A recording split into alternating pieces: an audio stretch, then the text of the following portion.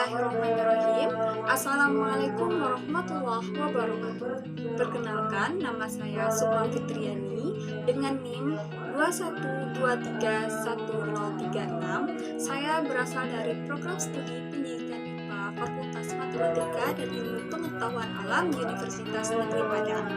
Pada kesempatan kali ini, saya akan menjelaskan materi dari mata kuliah Fisika Umum, yaitu mengenai besaran dan satuan.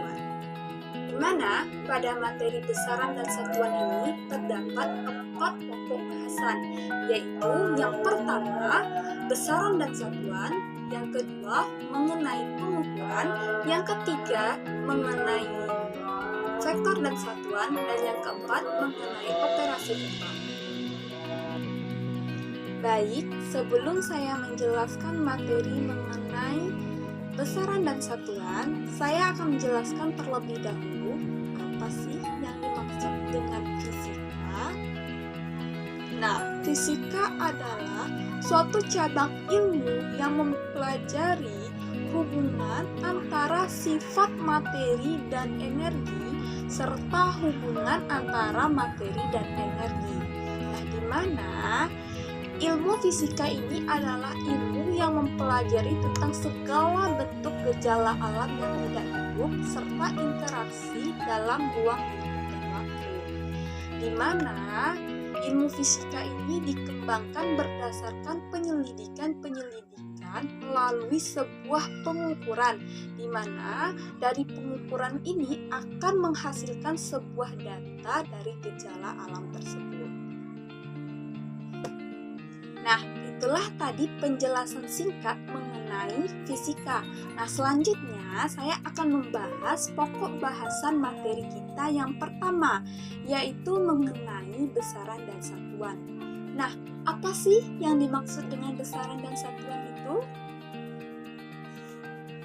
Besaran adalah sesuatu yang dapat diukur dan mempunyai nilai, di mana nilainya ini akan dinyatakan dalam bentuk angka dan satuan. Besaran dibedakan atas 2 macam, yaitu besaran pokok dan besaran turunan. Lantas, apa sih perbedaan antara besaran pokok dan besaran turunan? Nah, perbedaan antara besaran pokok dan besaran turunan yaitu besaran pokok adalah besaran yang telah didefinisikan terlebih dahulu. Sedangkan besaran turunan merupakan besaran yang diturunkan dari besaran pokok. Selanjutnya ada yaitu satuan. Satuan merupakan ukuran standar dari besaran fisika, di mana satuan ini dibedakan atas 2 macam pula, yaitu satuan baku dan satuan tidak baku. Satuan baku merupakan suatu pembanding yang memberikan hasil yang sama apabila dilakukan percobaan oleh beberapa orang. Sedangkan satuan tidak baku merupakan suatu pembandingan yang memberikan hasil yang berbeda apabila dilakukan percobaan oleh beberapa orang. Nah, untuk mengatasi perbedaan ini, maka ditetapkanlah suatu satuan yang telah disepakati secara internasional, di mana satuan ini disebut dengan satuan internasional. Nah, di sini sudah ada besaran pokok beserta satuannya. Yang pertama yaitu panjang, di mana panjang memiliki satuan internasional yaitu meter. Dan yang kedua adalah massa. Massa memiliki satuan internasional yaitu kilogram. Yang ketiga, waktu, di mana waktu memiliki satuan internasional berupa detik atau second. Dan yang keempat yaitu kuat arus. Kuat arus memiliki satuan internasional yaitu ampere. Yang kelima, temperatur. Temperatur memiliki satuan internasional yaitu Kelvin. Yang keenam, kuat cahaya yang memiliki satuan internasional candela. Dan yang ketujuh adalah jumlah molekul, di mana jumlah molekul ini memiliki satuan internasional berupa mol. Di sini sudah dipaparkan macam-macam besaran turunan dan satuannya. Yang pertama yaitu luas. luas memiliki satuan sistem MKS yaitu meter kuadrat. Yang kedua adalah volume yang memiliki satuan sistem MKS yaitu meter kubik. Dan yang ketiga adalah massa jenis yang memiliki satuan sistem MKS yaitu kilogram per meter kubik. Dan yang keempat yaitu kecepatan, di mana kecepatan memiliki satuan sistem MKS yaitu meter per second. Dan yang kelima adalah percepatan, di mana percepatan memiliki satuan sistem MKS yaitu meter per second kuadrat. Dan yang keenam adalah gaya, di mana gaya memiliki satuan sistem MKS yaitu Newton. Dan yang ketujuh adalah usaha, di mana usaha memiliki satuan sistem MKS yaitu Joule. Dan yang kedelapan adalah daya, di mana daya memiliki satuan sistem MKS yaitu Watt. Dan yang kesembilan, tekanan, di mana tekanan memiliki satuan sistem MKS yaitu Pascal. Dan yang ke-10 adalah momentum, di mana momentum memiliki satuan sistem MKS yaitu kilogram meter per second. Nah, tadi telah dibahas mengenai besaran dan satuan. Nah, di dalam besaran dan satuan ini juga terdapat dimensi besaran, di mana dimensi besaran merupakan suatu rumusan yang disesuaikan dengan definisi operasional besaran tersebut. Contohnya yaitu kecepatan, di mana kecepatan merupakan hasil perbandingan antara perpindahan dan waktu, di mana perpindahan memiliki dimensi L besar, sedangkan waktu memiliki dimensi besaran berupa T besar. Sehingga dimensi dari kecepatan ini yaitu L dikali T pangkat min 1. Nah, berikut telah dipaparkan mengenai besaran pokok beserta dimensinya. Nah, yang pertama yaitu panjang. Panjang memiliki lambang dimensi yaitu L besar. Yang kedua, massa yang memiliki lambang dimensi M besar. Yang ketiga adalah waktu yang memiliki lambang dimensi T besar. Dan yang keempat adalah kuat arus listrik yang memiliki lambang dimensi I besar. Dan yang kelima adalah suhu, di mana suhu memiliki lambang dimensi yaitu theta. Dan yang keenam, jumlah zat, di mana jumlah zat memiliki lambang dimensi berupa N besar. Dan yang terakhir adalah intensitas cahaya yang memiliki lambang dimensi yaitu berupa J besar. Nah, selanjutnya di sini juga sudah dipaparkan beberapa macam besaran turunan beserta dimensinya. Di mana yang pertama yaitu luas. Luas memiliki dimensi yaitu L pangkat 2. Yang kedua adalah volume, di mana dimensi dari volume yaitu L pangkat 3. Yang ketiga adalah kecepatan, di mana kecepatan memiliki dimensi yaitu L dikali dengan T pangkat min 1. Yang keempat adalah percepatan, di mana percepatan memiliki dimensi yaitu L dikali dengan T pangkat min 2. Dan yang kelima ada massa jenis, di mana massa jenis ini memiliki dimensi yaitu M dikali dengan L pangkat 3. Dan yang keenam ada gaya, di mana gaya memiliki dimensi yaitu M dikali dengan L dikali dengan T pangkat min 2. Dan yang ketujuh ada tekanan, di mana tekanan ini memiliki dimensi yaitu M dikali dengan L pangkat min 1 dikali dengan T pangkat min 2. Dan yang ke-8 ada usaha, di mana usaha memiliki dimensi besaran yaitu M dikali dengan L pangkat 2 dikali dengan T pangkat min 2. Dan yang ke-9 ada daya, di mana daya memiliki dimensi yaitu M dikali dengan L pangkat 2 dikali dengan T pangkat min 3. Nah, selanjutnya kita masuk ke pokok bahasan yang kedua, yaitu mengenai pengukuran.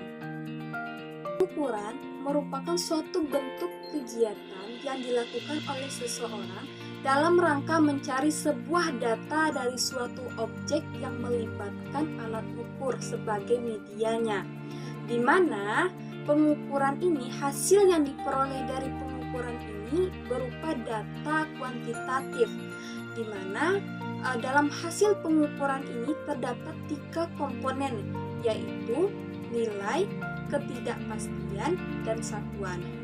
Nah, dalam pengukuran ini dilibatkan alat ukur sebagai medianya. Lantas, apa yang dimaksud dengan alat ukur? Alat ukur merupakan alat yang digunakan dalam kegiatan pengukuran suatu objek. Nah, di samping itu, terdapat macam-macam alat ukur yang digunakan dalam kegiatan pengukuran, yaitu yang pertama adalah alat ukur panjang yang terdiri atas mistar, jangka sorong, mikrometer skrup. Dan yang kedua adalah alat ukur massa, di mana alat ukur massa ini terdiri atas neraca pegas, neraca Ahous, neraca 2 lengan, neraca digital, dan lain sebagainya.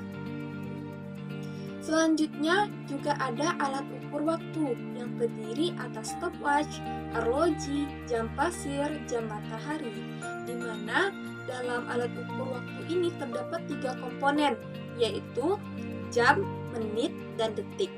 Yang selanjutnya ada alat ukur suhu, di mana alat ukur suhu ini terdiri atas termometer air raksa, termometer empeng bayi, termometer telinga, dan termogan. Selanjutnya ada alat ukur arus listrik, di mana alat ukur arus listrik ini terdiri atas 3 macam, yaitu ampermeter, voltmeter, multimeter, di mana multimeter ini juga disebut sebagai avometer. Selanjutnya ada alat ukur intensitas cahaya, di mana alat ukur dari intensitas cahaya terdiri atas 2 macam, yaitu luxmeter dan goniopotometer. Di sini juga telah dipaparkan gambar-gambar dari alat ukur, di mana yang pertama adalah penggaris atau mistar. Penggaris memiliki skala terkecil yaitu 1 mm dan memiliki tingkat ketelitian yaitu 0,5 mm. Kemudian gambar yang kedua yaitu jangka sorong, di mana jangka sorong memiliki skala terkecil yaitu 1 mm dengan tingkat ketelitian yang dimiliki yaitu 0,1 mm. Dan yang ketiga ada mikrometer skrup, di mana mikrometer skrup ini memiliki skala terkecil yaitu 0,5 cm, sehingga ketelitian yang dimiliki oleh mikrometer skrup yaitu 0,01 mm. Di sini bisa dilihat juga ada macam-macam alat ukur massa. Yang pertama yaitu ada neraca pegas, neraca Ahous, neraca 2 lengan, dan neraca digital. Selanjutnya di sini juga sudah dipaparkan beberapa contoh dari alat ukur waktu. Yang pertama yaitu arloji, yang kedua stopwatch, yang ketiga jam pasir, dan yang keempat ada jam matahari. Nah, di sini juga sudah diberikan gambar, di mana 2 buah gambar ini merupakan gambar dari alat ukur intensitas cahaya. Gambar yang pertama yaitu luxmeter, dan gambar yang kedua yaitu goniopotometer. Nah, selain macam-macam dari alat ukur tadi, dalam pengukuran juga terdapat macam-macam bentuk pengukuran. Yang pertama yaitu pengukuran tunggal, di mana N sama dengan 1. Untuk menyatakan hasil pengukuran tunggal ini digunakan sebuah rumus, yaitu H sama dengan X plus minus delta X, di mana keterangannya yaitu H sama dengan hasil pengukuran, X adalah hasil bacaan skala, dan delta X adalah angka taksiran. Untuk pengukuran tunggal diambil kesepakatan bahwa angka taksiran atau delta X sama dengan setengah dikali dengan NST alat ukur. Selanjutnya yaitu pengukuran beberapa kali saja, di mana N besar dari 2 dan N kecil dari 9. Untuk menyatakan hasil pengukuran dengan pengukuran beberapa kali ini digunakan rumus, yaitu hasil pengukuran atau H sama dengan XR, yaitu nilai bacaan alat ukur rata-rata ditambah dengan deviasi mutlak terbesar. Selanjutnya yaitu pengukuran cukup sering, di mana N besar dari 10. Untuk menyatakan hasil pengukuran cukup sering ini digunakan rumus, yaitu H sama dengan XR ditambah delta X, di mana H tadi adalah hasil pengukuran dan XR adalah nilai bacaan alat ukur rata-rata dan delta X adalah angka taksiran. Nah, perlu diingat bahwasanya tingkat ketelitian suatu alat ukur bergantung pada NST atau nilai skala terkecil, di mana semakin kecil harga NST alat ukur tersebut, maka akan semakin besar pula tingkat ketelitian alat tersebut dan semakin akurat pula hasil yang diperoleh. Nah, selanjutnya kita masuk ke pembahasan selanjutnya, yaitu mengenai vektor. Nah, vektor merupakan suatu besaran fisika yang memiliki nilai dan arah, di mana besar atau nilai dari suatu vektor dinyatakan dengan tanda mutlak atau huruf besar saja. Nah, di sini sudah ada contohnya, yaitu vektor A, di mana besar dari vektor A dinyatakan dalam bentuk mutlak A atau A besar saja. Nah, biasanya vektor ini dituliskan dengan huruf tebal, misalnya vektor A, atau huruf ini biasanya diberi tanda panah di atasnya. Nah, di sini juga sudah diberikan contoh, yaitu vektor AB, di mana di sini A merupakan titik pangkal vektor dan B merupakan titik ujung vektor. Nah, selanjutnya cara lain dalam menyatakan vektor yaitu dengan menggunakan komponen dalam sistem koordinat tertentu. Di sini sudah ada sebuah vektor, yaitu vektor A, di mana dalam vektor A ini terdapat komponen vektornya, yaitu yang pertama adalah AX sama dengan A cos alfa, dan yang kedua adalah AY sama dengan A sin alfa, di mana besar vektor tersebut yaitu mutlak A sama dengan akar dari AX kuadrat ditambah dengan AY kuadrat, dan sudut alfa adalah A sama dengan tan pangkat min 1 AX per AY. Nah, selanjutnya yaitu penjumlahan vektor. Nah, di sini sudah dipaparkan contoh vektor. Yang pertama yaitu vektor A yang memiliki arah ke kanan, dan yang kedua adalah vektor B yang mengarah ke kanan pula, sehingga resultan dari kedua vektor yaitu R sama dengan A ditambah B. Nah, besar dan arah vektor diukur secara langsung. Jadi, dalam penjumlahan vektor ini, besar dan arah vektor itu diukur secara langsung. Nah, selanjutnya yaitu mengenai pengurangan vektor. Nah, di sini sudah ada dua buah gambar, yaitu gambar A dan gambar B. Nah, pada gambar A terdapat dua buah vektor, yaitu vektor A yang menghadap ke kanan dan vektor B yang menghadap ke atas. Sehingga resultan dari kedua vektor dapat dinyatakan dengan C sama dengan A ditambah B. Selanjutnya yaitu gambar yang B, di mana pada gambar B ini juga terdapat dua vektor, namun memiliki arah yang berlawanan. Yang pertama adalah vektor C yang menghadap ke atas, sedangkan vektor min B yang menghadap ke bawah. Sehingga resultan dari kedua vektor ini adalah A sama dengan C dikurang dengan B. Nah, perlu diingat bahwasanya jika sebuah vektor dikalikan dengan min 1, maka besarnya akan tetap sama, tetapi arahnya yang terbalik menjadi 180 derajat.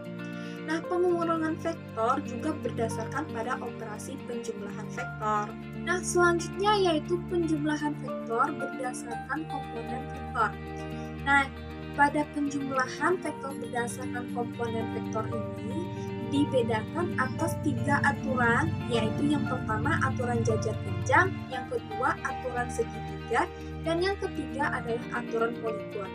Nah, yang pertama adalah aturan jajar genjang, di mana pada penjumlahan kedua vektor di sini telah ada 2 buah vektor, yaitu vektor A dan vektor B, sehingga penjumlahan dari kedua vektor ini akan menghasilkan sebuah resultan.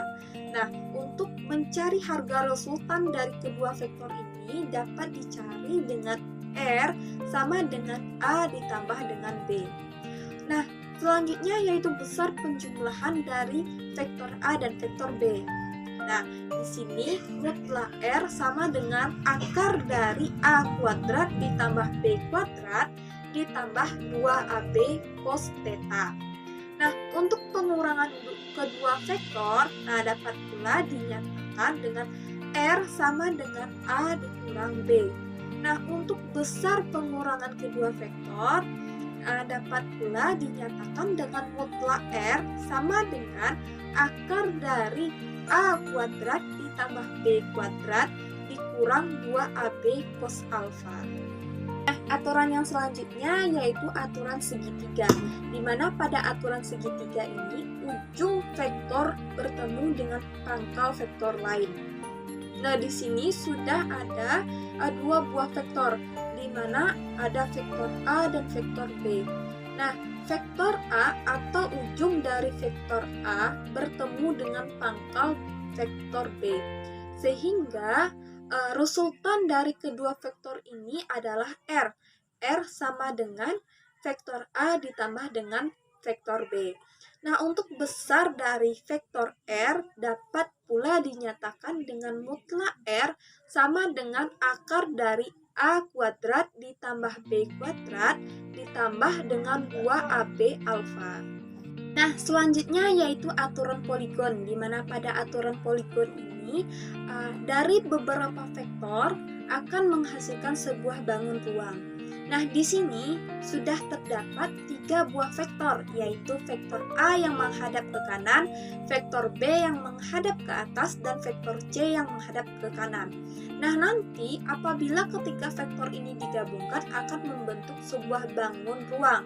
Nah, yang pertama yaitu terbentuknya 2 buah segitiga, di mana dari vektor A dan vektor B dan vektor C akan menghasilkan sebuah vektor baru, yaitu vektor D. Nah, rumus dari vektor D yaitu D sama dengan A ditambah dengan B ditambah dengan C.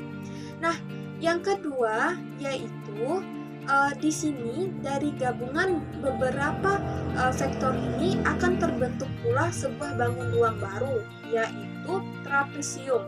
Nah, di mana di sini vektor A tetap menghadap ke kanan, vektor B tetap menghadap ke atas, namun yang berbeda adalah vektor C yang tadinya menghadap ke kanan kini telah menghadap ke kiri. Sehingga resultan dari ketiga vektor ini yaitu D sama dengan A ditambah B dikurang dengan C. Nah, yang ketiga, dari gabungan ketiga vektor ini juga dapat terbentuk bangun ruang baru. Nah, pada gambar ketiga ini juga terbentuk bangun ruang yaitu 2 buah segitiga. Namun, di sini terdapat perbedaan antara gambar yang ketiga dengan gambar yang pertama. Nah, perbedaannya terletak pada arah dari vektor B, di mana pada gambar yang pertama arah vektor B yaitu menghadap ke atas sehingga bernilai positif. Namun pada vektor B pada gambar yang ketiga ini arah vektornya yaitu menghadap ke bawah, sehingga harga atau nilai dari vektor B ini bernilai negatif. Sehingga resultan untuk gambar ketiga ini dapat dinyatakan dengan rumus D sama dengan A dikurang B ditambah dengan C. Selanjutnya yaitu perkalian vektor. Nah, pada perkalian vektor ini terdiri atas 2 macam bentuk perkalian. Yang pertama yaitu perkalian titik, yang kedua yaitu perkalian silang. Yang pertama yaitu perkalian titik. Rumusnya yaitu A dikali B sama dengan AB cos theta. A kali B sama dengan AX BX ditambah AY BY ditambah AZ BZ. Nah, selanjutnya yaitu perkalian silang, di mana rumus dari perkalian silang yaitu C sama dengan A kali B. C sama dengan AB sin theta. CX sama dengan AY BZ dikurang dengan AZ BY. Dan CY sama dengan AZ BX dikurang AX BZ. Dan CZ sama dengan AX BY dikurang dengan AY BZ. Baik, itulah tadi penjelasan saya mengenai materi besaran dan satuan. Jika dalam penyampaian tadi terdapat kekurangan dan kesalahan kata, saya mohon maaf. Saya tutup. Assalamualaikum warahmatullahi wabarakatuh.